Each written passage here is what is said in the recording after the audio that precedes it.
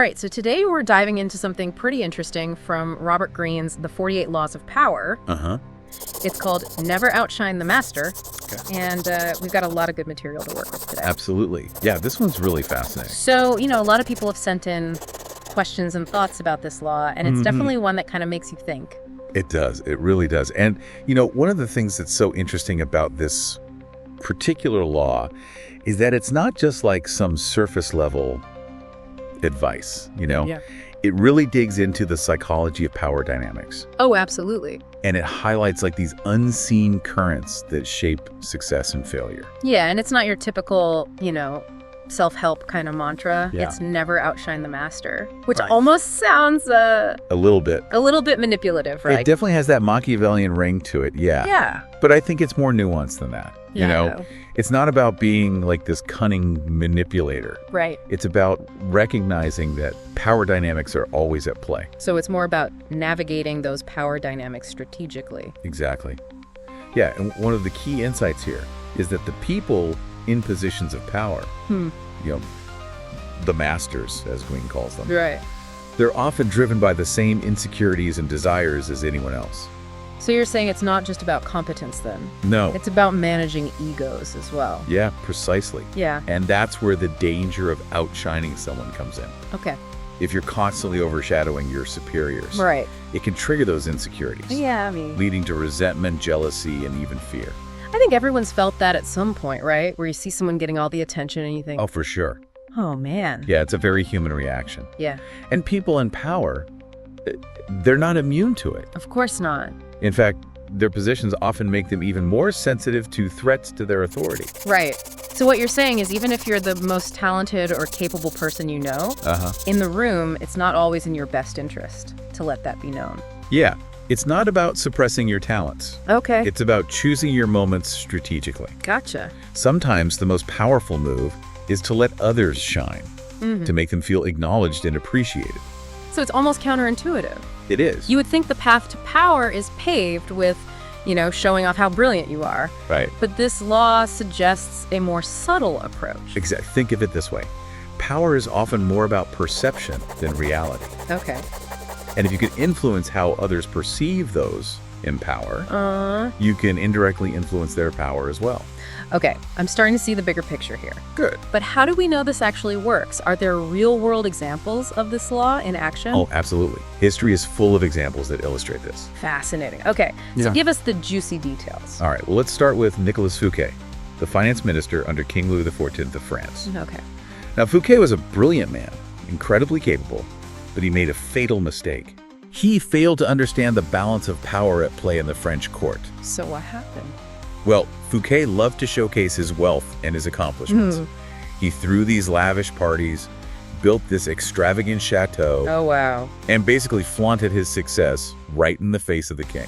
So he was directly challenging the king's authority? In a way, yes. He was unintentionally making the king feel insecure and overshadowed. And this is King Louis XIV we're talking about. Exactly. The Sun King. Yeah. Not someone you want to make feel insecure. I can imagine that didn't end too well for Fouquet. It did not.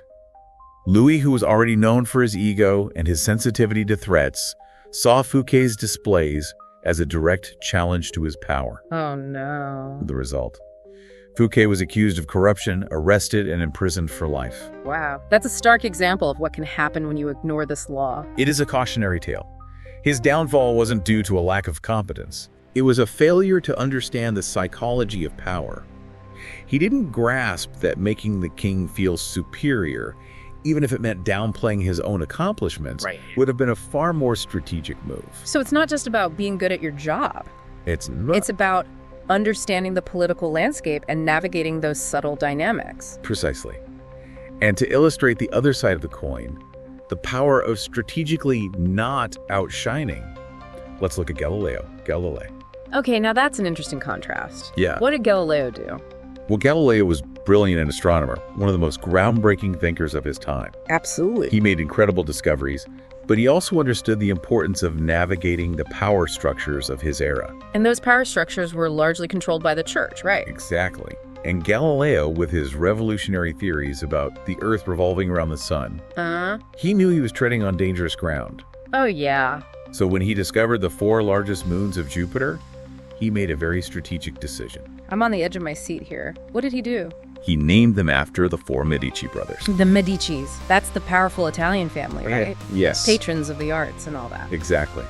And by naming these celestial bodies after the Medicis, Galileo wasn't just engaging in flattery.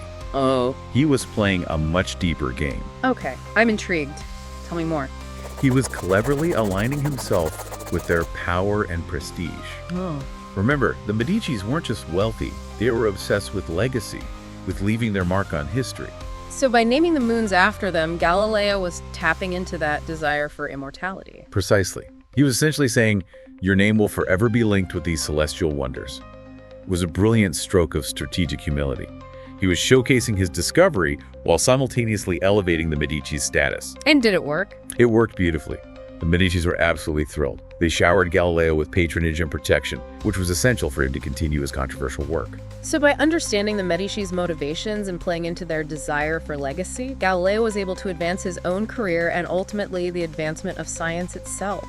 Exactly. It's a perfect example of how never outshine the master isn't just about keeping your head down.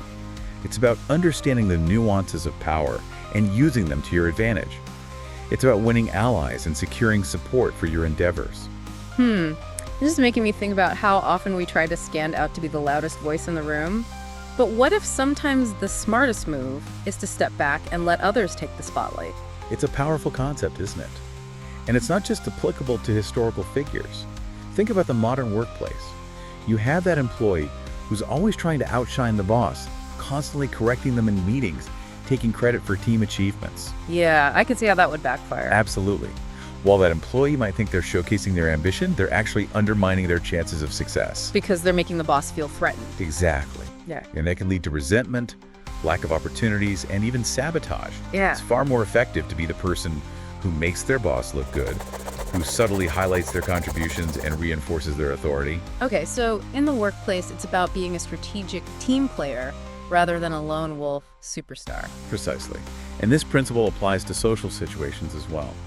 Think about that friend who always has to one-up everyone who dominates the conversation. Yeah. Who needs to be the center of attention. Ugh, yes, we all know that person. And honestly, they're usually not the most popular person in the group. Right, because their need to outshine actually pushes people away. It creates tension and ultimately undermines their relationships. It's fascinating how this one law, never outshine the master, can be applied to so many different aspects of life. It really is a universal principle. And if we understand it and apply it strategically, it can have a profound impact on our success both professionally and personally. So we've seen how this law plays out in history and the workplace, even in our social lives. But how do we actually put it into practice? It seems like a delicate balancing act. How do you showcase your talents without stepping on toes? That's the key question. And it requires a certain degree of finesse and self-awareness. One effective strategy is to become a master of giving credit. Make sure your superiors feel acknowledged and appreciated for any collective achievements. So even if you were the driving force behind a project, you make sure to publicly praise your boss's contributions. Exactly. You're sharing the credit, which not only makes them look good, but also strengthens your relationship.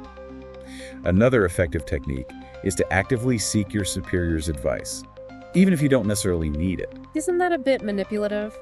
It can be if done insincerely. But the key is to be genuine in your desire to learn from their experience. Frame it as seeking their guidance and wisdom, not just their approval. So it's about appealing to their ego in a way that feels authentic. Precisely. It's about making them feel like a valued mentor. And finally, whenever possible, publicly acknowledge their support and leadership. Show appreciation for their role in your success. So it's almost like you're becoming their biggest cheerleader. In a way, yes. But remember, it's not about being fake or insincere. It's about recognizing that their success is often intertwined with your own. By supporting them, you're indirectly supporting yourself. That makes sense. What about someone like Steve Jobs? He was notoriously demanding and not exactly known for stepping back and letting others shine. How does he fit into this whole never outshine the master principle? That's a great question, and it brings up an important point. This law is not about becoming a pushover or suppressing your own ambition. Even someone like Steve Jobs, with his strong personality and drive, understood the value of strategically giving credit where credit is due. Really? I'm surprised to hear that. I always thought of him as the ultimate my way or the highway kind of leader. He definitely had that side to him. But he was also smart enough to realize that he couldn't do it all alone. He needed a talented team, and he knew how to motivate them. While he was certainly the driving force behind Apple's success, he made a point of publicly acknowledging the contributions of his team, highlighting their hard work and creativity. So even someone as famously strong-willed as Steve Jobs recognized the importance of not hogging the spotlight all the time. Absolutely. He understood that a leader's true strength lies in empowering others and creating a culture of shared success. This is making me think that never outshine the master isn't just about personal gain. It's also about building strong teams and creating a more collaborative and ultimately more successful environment. You're absolutely right. This law is as much about leadership as it is about individual ambition. All of this is really fascinating, and I'm starting to see how this one law can have such a profound impact on so many different aspects of life. It's a powerful concept, isn't it? And it's something we can all benefit from understanding.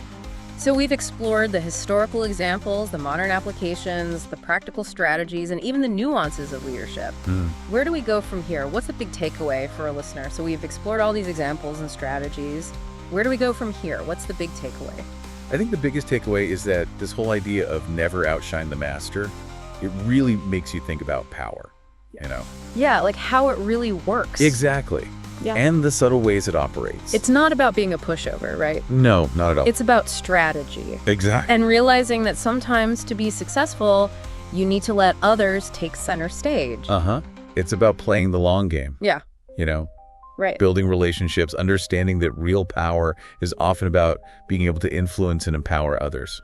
And it's so relevant today, don't you think? When everyone's trying to stand out, Oh, absolutely. build their brand, be the loudest voice. It's almost like a counterintuitive approach. Right. In a culture that's all about self-promotion. Yeah, exactly. But maybe that's what makes it so powerful. I think so. In a world full of noise and, everyone trying to be the best, Uh-huh. the ability to step back and let others shine really makes a difference. It does. It's about making a real impact. This whole deep dive has been so eye-opening. Good. I'm glad. It's like I'm seeing things in a new way. That's great. Like I can see these hidden currents of power and influence everywhere. And the key is to use that knowledge wisely, right? To navigate those currents in a way that helps you achieve your goals. And build good relationships, too. Exactly, because those relationships are what will help you reach your full potential. It's not just what you know, it's who you know. It really is. And how you handle those relationships. Never outshine the master. It gives us a framework for that. It really does. It makes you think about the long term. Yes. It encourages us to think beyond just what we want right now. This has been fascinating. I agree. Exploring this law from Robert Greene. It is a fascinating one. I hope our listeners have gotten a lot to think about. Me too. As they go about their lives, think about where this principle might come into play. Absolutely. Yeah. At work, in their social circles, even in their personal relationships. Yeah, where does this idea of never outshine the master show up in your life? That's something for everyone to consider. I like that. And on that note, I think we'll wrap up this deep dive. It's good. Thank you, everyone, for joining us on this journey into power, strategy, and human nature. It's been a pleasure. It has. Until next time,